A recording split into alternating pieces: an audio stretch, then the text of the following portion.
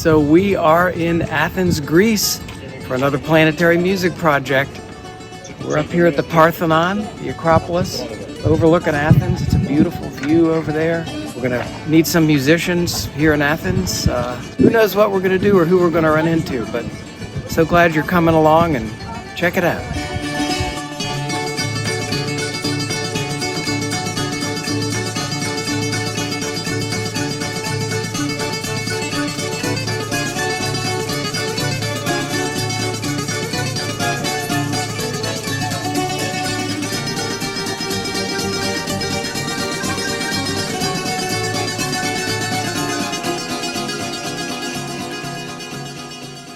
Hey everybody, so here we are in Athens.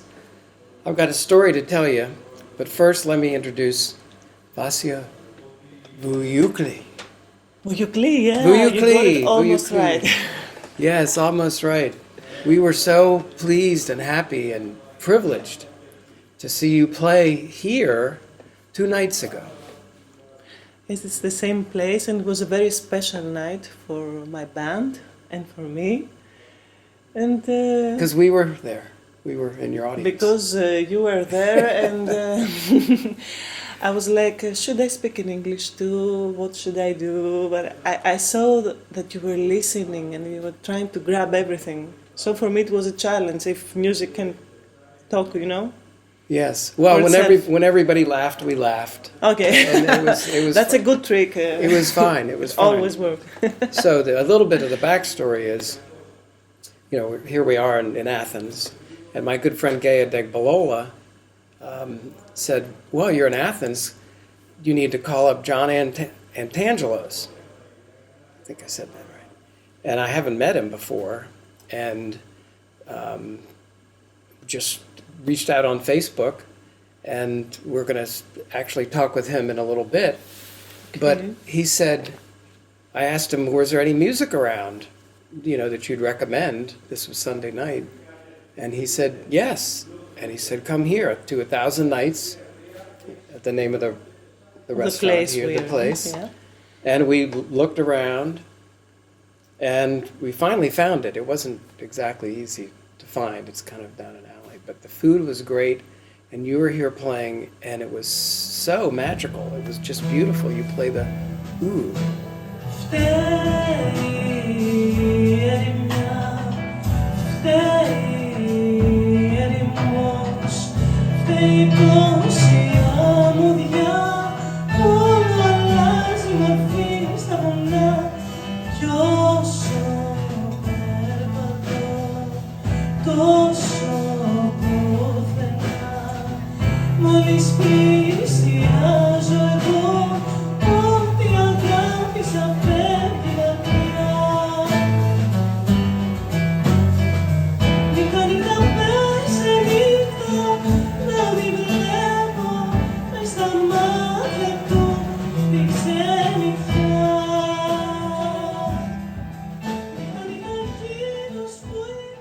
So how did you get started with music and with the oud? The story is that I come from an artistic family. So when the music high school was founded in Greece for like almost the first time, and my parents suggested that I would go there definitely to be involved in art generally, and specifically in music. So I took the exams, I passed the exams, I studied there, and then there was a second decision if I was going to follow like, classical studies, playing the piano, the violin, or I should get into the folk music, traditional music is the name we call it. And suddenly I changed my mind, I went to tradition. I was like, piano, ballet, and stuff like that, French. Yes. So I turned around and I said, that's what I want. And then was a paper around class, what instrument should we choose? I didn't know any instrument, so I was like, what am I going to do? And I asked my friend, girls do that, and she said, oud, it's like the guitar, oud. Okay. Wow. So I write down oud and ney. These two instruments. And I started doing these lessons. So it was a random choice, and it was the best choice that I ever made. When I was 18, I started working around, not only with traditional musicians, but also with contemporary musicians, composers, songwriters. And because I don't have, like an origin, like from a village, or I was born here in Athens. Uh-huh. This music comes, from villages. Mm-hmm. So I took what I could from tradition, and then I started doing things here in Athens, like a girl who lives here. So I started taking this path, and it could be any instrument, actually. I think I would go to the same, like the same path. But the oud, it has some magic by itself. It always attracts me, this sound. It's an ancient instrument. And for me, it's what it brings around the centuries that captivates me.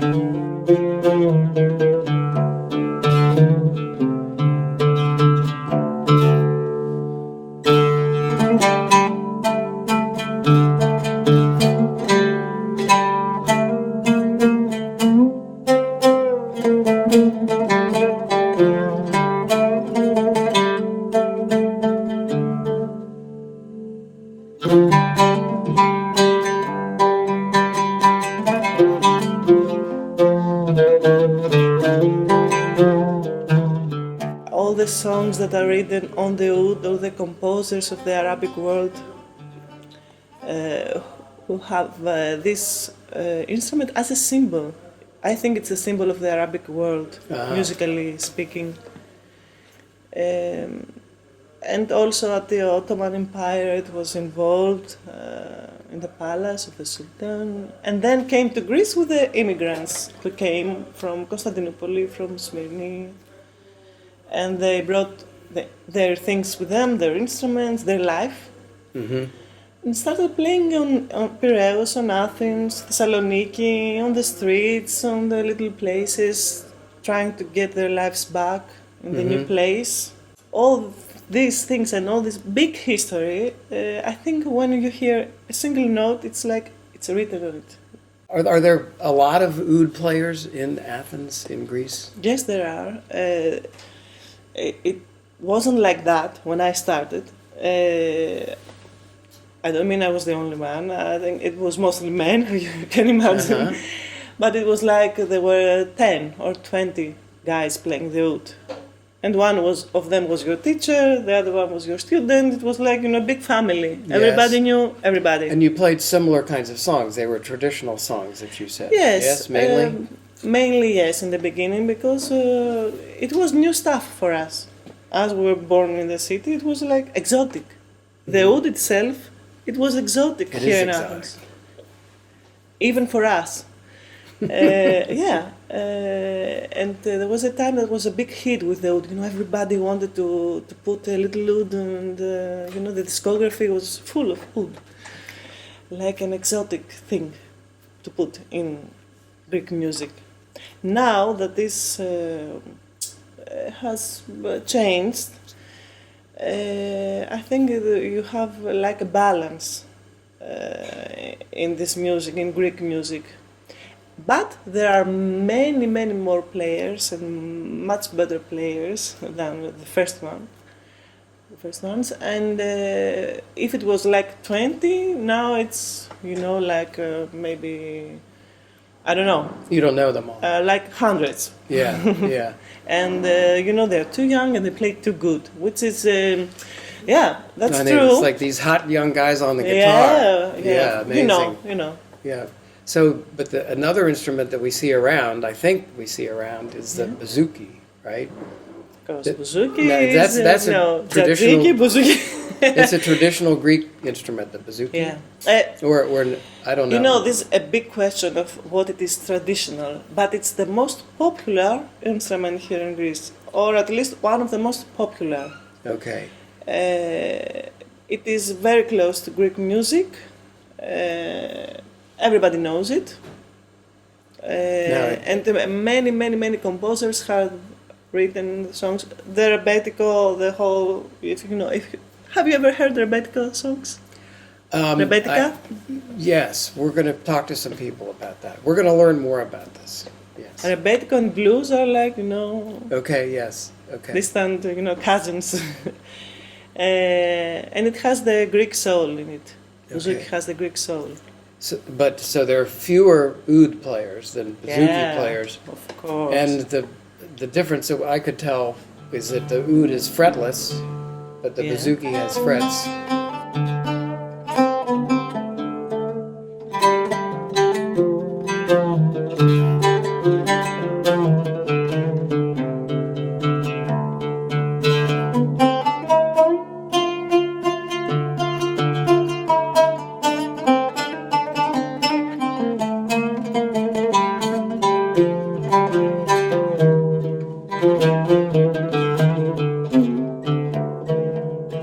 So how would you describe the music community in Greece, the type of music, and what does it mean? I mean, it's a community, I guess, of musicians, and they play all different kinds of music, but there certainly are some traditional types, as you said. And does it even help sort of bind the community together? We've been noticing everywhere you go, there's people playing live music. It's so great. It's interesting that you talk for a community. I never saw it like that. Now, of course, I have colleagues and stuff, but I never see it as a community. And now that you make me see it, it has a lot of diversity. Many genres of music, genders, and like you have the traditional, you have the folk, you have the contemporary music creations. We have classical musicians, like everywhere else. But I think because of the geographical position of Greece, there are many things in music here.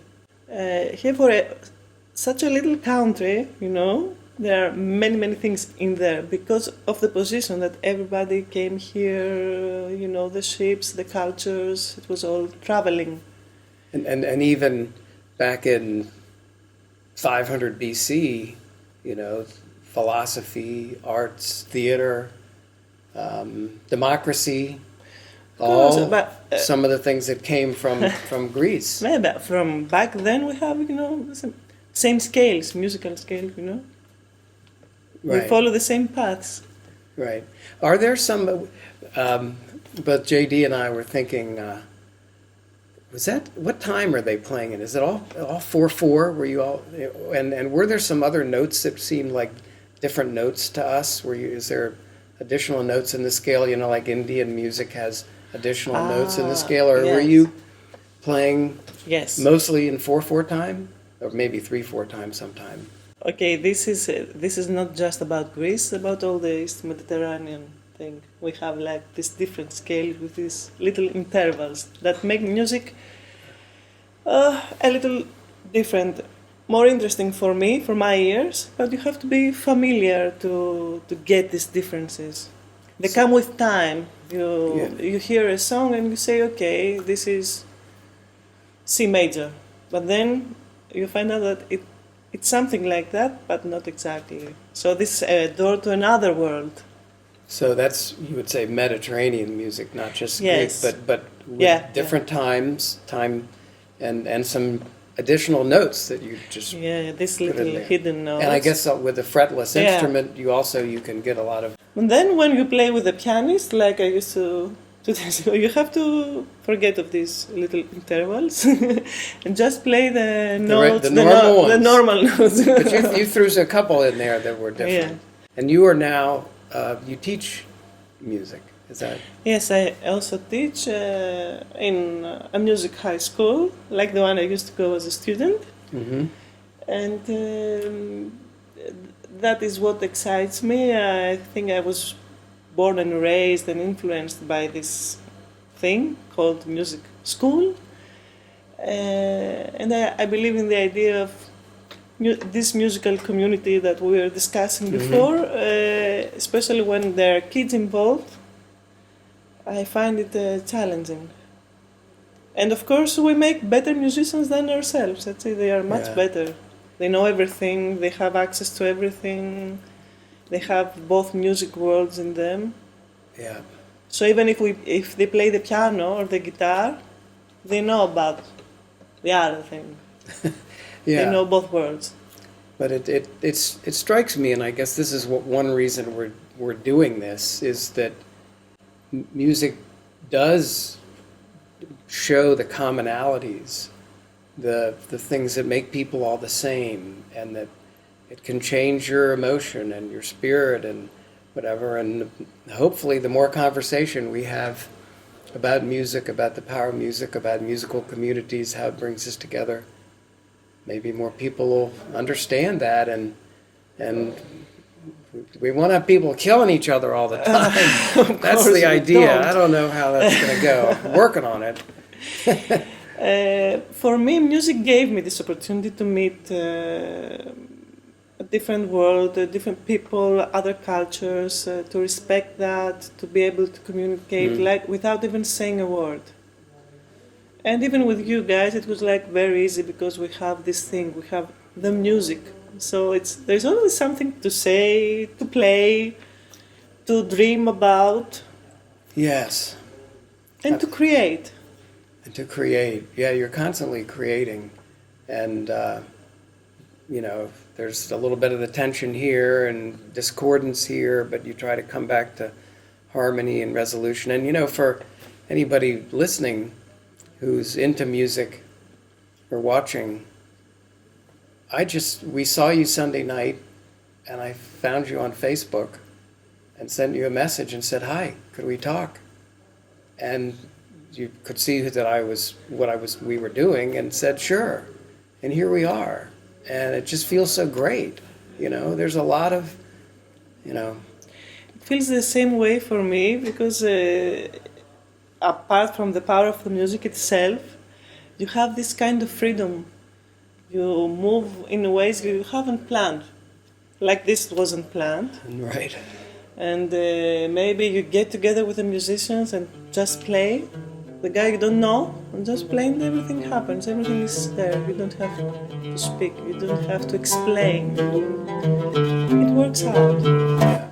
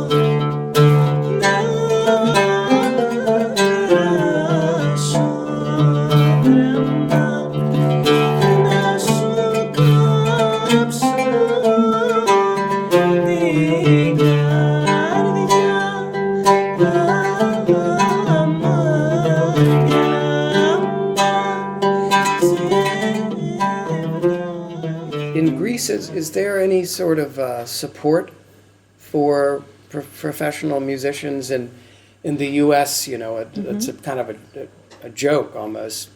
Musicians have to work some job to make money, and they go out and they play in bars and make $14.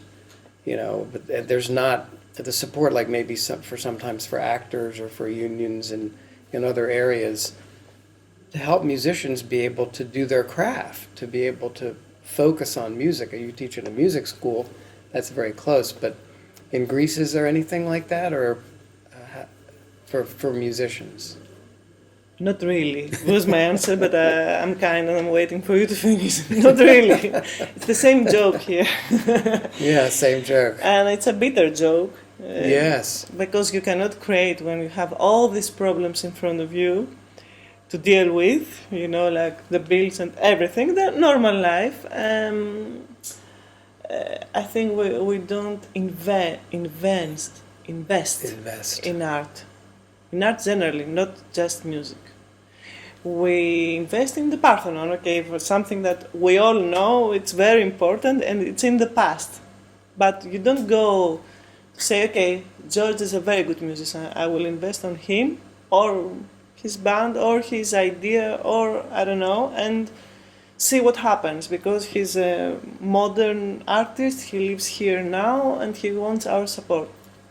These things don't happen. Yeah, and it's frustrating because you can go there. I haven't met anybody who doesn't love music, and people like to go to shows, and it might be opera or it might be rock and roll or jazz or what have you. But even in restaurants or at receptions or in elevators, there's music in the background. Music is sort of the underlying vibration of so much of what we do, but we don't, as you say, invest in it really. I think what you said now about music, I think about it a lot, but it has this other side too, the same thing, that because we have everywhere music, we don't seek for it. Like when I go to the supermarket, I don't want to hear music, I just want to buy cheese and go home. But I also listen to the elevator, to the restaurant, and I have it everywhere. I have it in Spotify, in school, in my home, so I don't seek for it. That's why I like quiet places, that when I go to a quiet place after a day or two, I seek for music. We have so much sound and so much music that we don't appreciate it so much. Yes, we don't appreciate it so much. That's one way to think about it. It's always there, it's always there. Yeah, it's there for us, but... and for free. And for free, it's often That's for free. That's our problem. Everything is free. And it takes, to become a musician, I know, I just started guitar not that long ago. You've spent... so much time and money and effort and... so much time, so much intention. For us... Why do you do it? I do it for my soul. For your soul. It's something I know I will always have. I will always have the wood it's my company. That's so nice. Nobody can take it away from you, this thing. Yeah. Well, this has been such a great conversation. So nice meeting you, just happening to do this and hearing what you have to say about Greek music, and we'll continue the conversation another time.